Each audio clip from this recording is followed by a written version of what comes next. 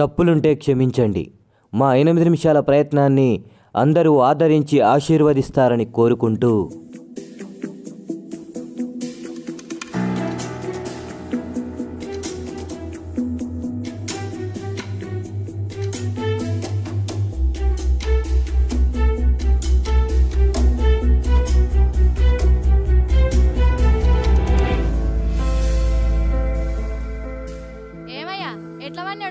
పోరాడు 3 రోజులు అన్నం తినక సంగతి ఏందో చూడరాదు. నా కర్మ కాకపోతే డిగ్రీ చదువుకున్న నన్ను గీ తాగుబోతానికి ఇచ్చిండ్రు. అబ్బో డిగ్రీ ఇది కనుక చదివిన డిగ్రీ పొద్దున పొద్దున్నే పారబట్టి పని చేస్తే ఎంత చక్కగా ఉన్నది, వ్యవసాయం ఎంత చక్కగా ఉన్నది.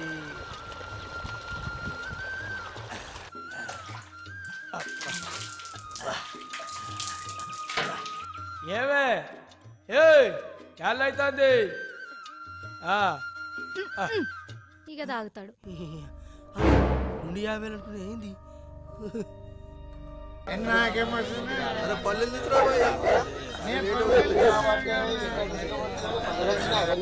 2000 ఇచ్చిర్రే. 3 ఓట్లనే 3000 ఇచ్చిపోయారు. 3 ఓట్లు మా ఇంట్లో 2 ఓట్లు ఉండి గంతే ఇచ్చుంటారు. 2000 వచ్చారా అయిపోయి ఏరిగా కొడుకు 5000 వచ్చాయి. ఇక మన ఇంట్లో 5 ఓట్లునే 5000 ఇచ్చాడు. ఈరిగా జరగలేనట్టు సంగతి. అరే వారం రోజుల కానీ ఇట్లా అడ్డం ఇట్లా ఉంటే ఏం తెలియదు సంగతి చెప్పు. ఎలక్షన్ కదా ప్రెసిడెంట్ గారు బీరు బిర్యానీ తీసుకుని అక్కడే తింటున్నారు. ఏందే అది వాడు ఏం చేసిండో తెలుసా నీకు? ఏం చేసిండు? మన భవిష్యత్తును తాకట్టి పెట్టాడా వాడు. ఏం చేసావురా? ఏం చేసిందంటే ఏందే 5000 తీసుకొని 5 ఓట్లు అమ్ముకున్నాడా వాడు. దొంగ సచ్చిందానా పైసలు చమ్మకే ఇచ్చిన వస్తే దొంగమ్ముండా. నేను చీప్ నిక్కర్ తాగుతా, నీలాంటి చీప్ క్యారెక్టర్ కాదనాది. నేను తాగింది ఆ పాపిస్ట్ తప్పుతోట. అయ్యో తాగబలి చచ్చింది మీద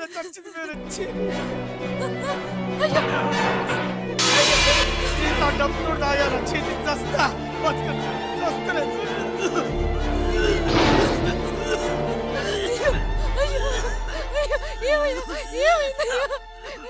అమ్మా ఓటుని ఎలా అమ్మాలని అనిపించిందమ్మా.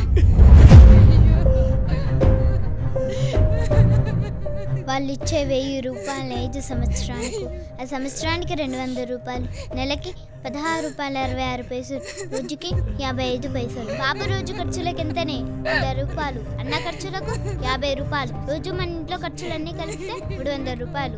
55 పైసలకి నా భవిష్యత్తును ఎలా అమ్మాలని అనిపించిందమ్మా.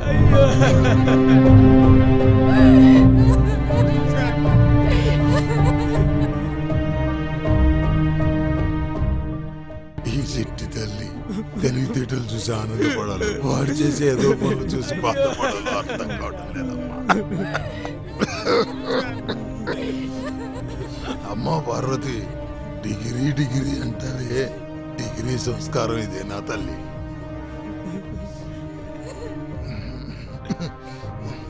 నా కొడుకు చదువు నేర్పలే గాని సంస్కారం నేర్పలే తల్లి. మూగ జీవాలు కూడా అప్పుడే పుట్టిన బిడ్డల్ని కళ్ళు కాళ్ళు వచ్చేంత వరకు కడుపులో పెట్టి చూసుకుంటాయమ్మా. అప్పుడే వచ్చిన పసిబిడ్డ లాంటి ఓటును ఎలా అమ్మాలనిపించిందిరా. నీ బతుకు చాలా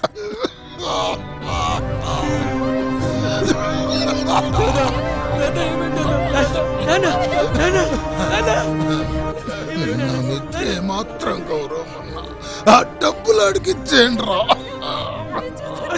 ఇచ్చిన పోయే వెళ్ళు.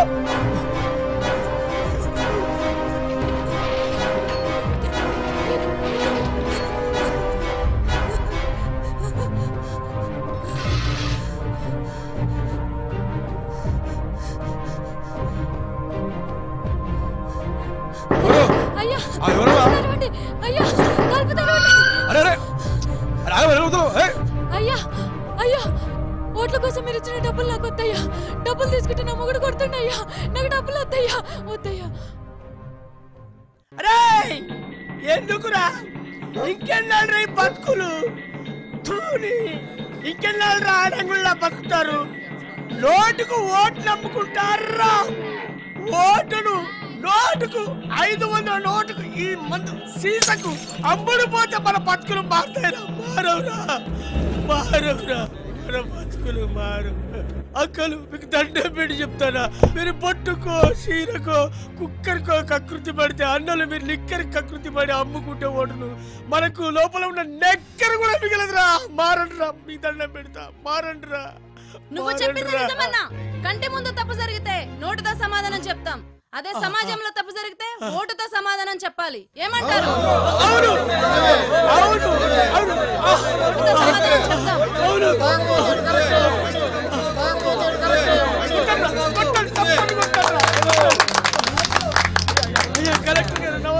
శభాష్ అందరికీ నమస్కారం.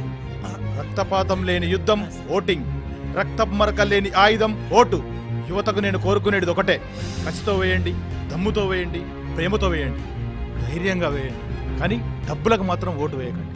నేటి తరం యువత ఓటు అమ్ముకోవాలి సార్, అమ్ముకోవాలి సార్, అమ్ముకోవాలి సార్.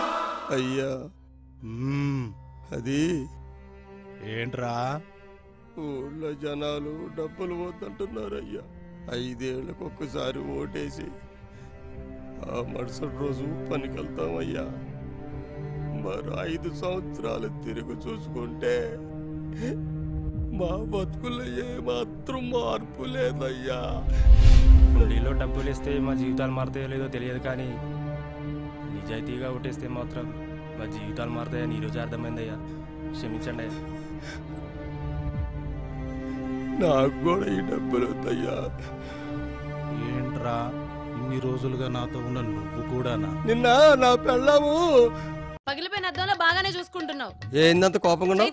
నిన్న ఊళ్ళో ఓట్ల కోసం పైసలు పంచింది నువ్వే పంచినావు. దొంగ ఒప్పుకుంటుందా ఒప్పుకుంటుందా? ఊళ్ళో నీ వల్ల పొరవంతా పోతుంది, పట్టకుండా రాయాలా?